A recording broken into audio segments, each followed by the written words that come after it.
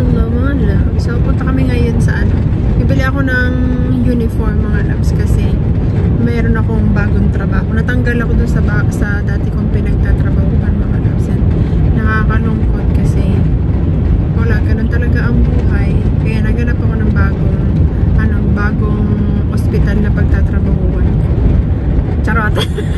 hindi ako natanggal.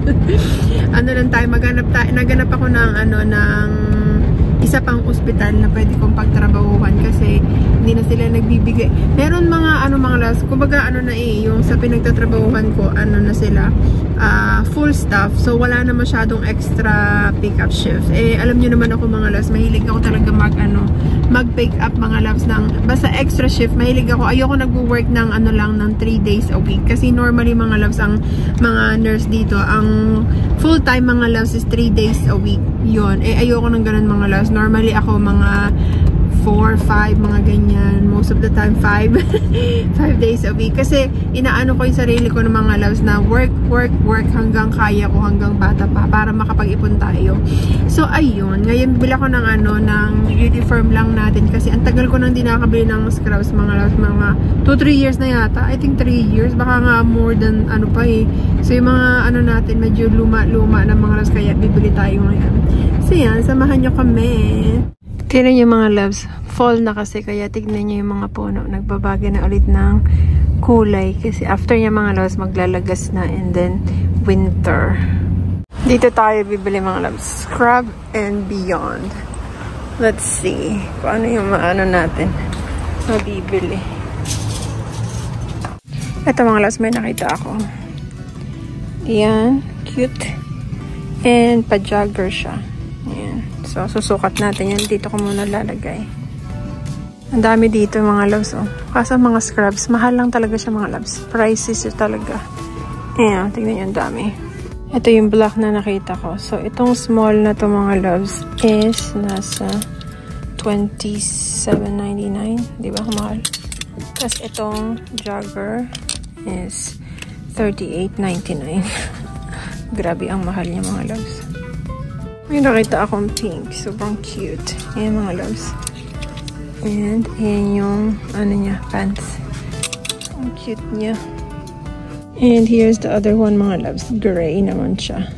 $34.99. And itong niya is $28.99. So yan, sukat natin to lahat mga loves. Kumuha rin pala ako nito mga loves. Gray. Super light gray. Ayan. And ito yung bottom. Yarn. So, magsukat na tayo. Ang cute nitong pink mga loves. Kaso parang feeling ko, masyado siyang manipis. Ayan o. Parang feeling ko kitang-kita yung tabako dito. Not sure. Ayan. Ito, super cute. Black. So, pwede mo rin siyang itake na ganyan mga loves. Ganda. Kukunin natin to. Ayan. Ito rin mga loves, gray, kukunin natin. Kaso medyo pricey ito mga loves. Yung ito, top is nasa $32. Tapos ito is nasa, yata siya? $38. Grabe. Gusto ko sana small mga loves. Kasi itong parang medium, medyo siya. Kaso, pag tumaba na naman tayo ng mas maganda yung meron tayong alam niyo yung ganun. Pag yung ganun. Kasi pag nag-IV, minsan nakaupo, nakaganyan. So, kailangan yung comfortable ka. So, yan. Next is this one. Ayan. Grey's Anatomy. Mga loves. So, pangatlong scrub na kukunin natin. Mas gusto ko yung fitting nito. Tapos, hindi siya tight dito, mga loves. May mga iba pa silang tinta dito, mga loves. Oh. Ayan. Ang cute. Okay, check out natin tong tatlo. Ayan, mga loves. Let's go. This one is super cute. Yeah. So, ito na mga loves. Naka-check out na tayo. 3 scrubs lang yung binili ko. Ang binayaran ko mga loves. Nakuha ko ng 10% discount kasi merong tinatawag na facility discount. Make sure na kung bibili kayo mga loves.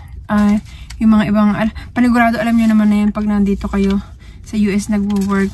pag in case bumili kayo sa Scrub and Beyond, sabihin nyo na na nagwo-work kayo, tapos i-search nila yung facility kung saan ka nagwo-work, then bibigyan ka na ng 10% discount. Otherwise, wala silang sasabihin mga loves. So, nung walang discount, 240, tapos na ako ng 10% discount, ang binayaran ko na ng mga loves is $220.30.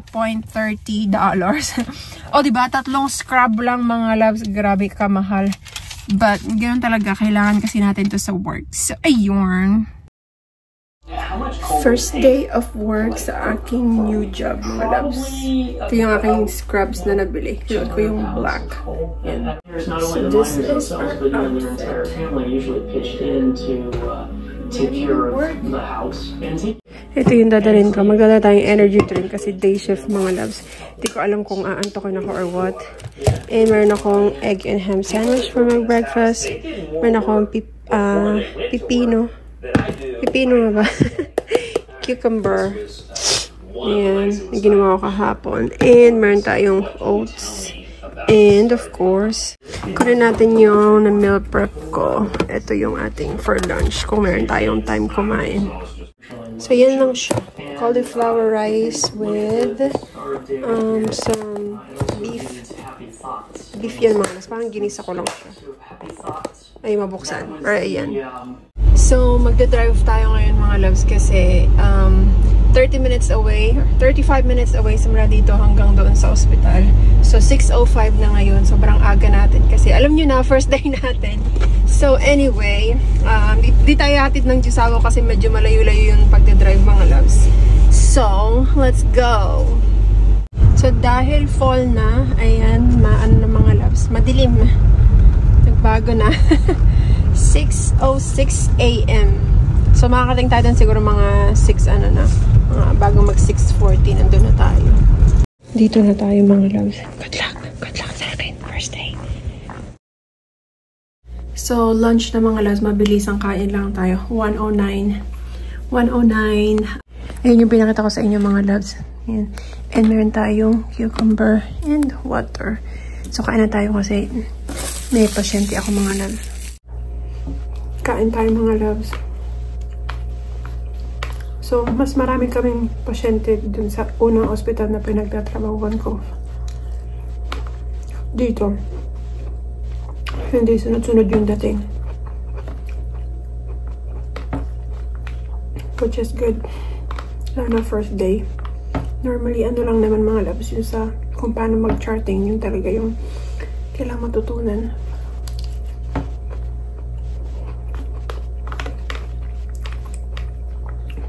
So, nakakaano lang. Kasi puro tayo work. Dalawa na yung work natin. Pero ito, part-time lang mga labas. Yung isa kong work, doon ako full-time.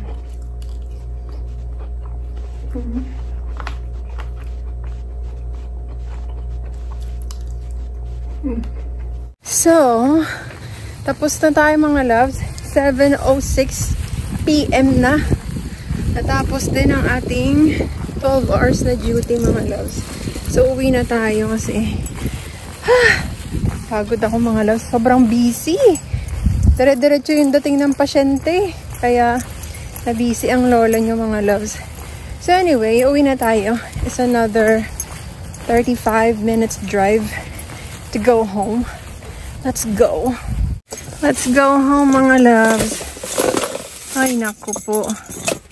So, yung pagkain ko na, yung pinaan ko kanina mga loves, yung oatmeal, hindi ko na nakain kasi sobrang busy na nga kami. But anyway, okay naman yung ating first day. Kailangan lang talaga natin na masanay sa sa charting kasi magkaiba yung charting na ginagawa namin dun sa isang ospital na pinagtatrabahuhan ko at saka yun dito. So, yun lang yung kailangan nating matutunan. Kaya, medyo confusing sa una mga loves, pero matututunan din natin yun. So, kaya lang ako nag-part-time mga loves is because addict ako sa work mga loves. Hindi naman sa gusto kong magtrabaho dahil gusto kong pagurin yung sarili ko. Gusto kong magtrabaho kasi gusto kong makaipon hanggat bata ako mga loves. Kasi, alam mo, pag tumanda na tayo, hindi na natin kayang magpuyat. at least meron tayong ipon. Alam mo dapat na kung paano ka mag-i-invest. So, ayun. Uwi na tayo. So, nasa bahay na ako mga loves. Hagardo Versosa. Dumaan pala ako sa isang restaurant, tapos bumili ako ng food namin.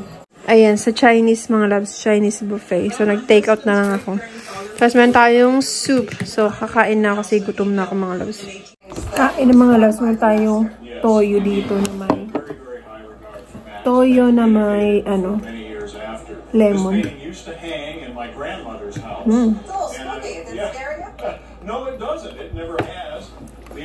Sobrang gutom ako.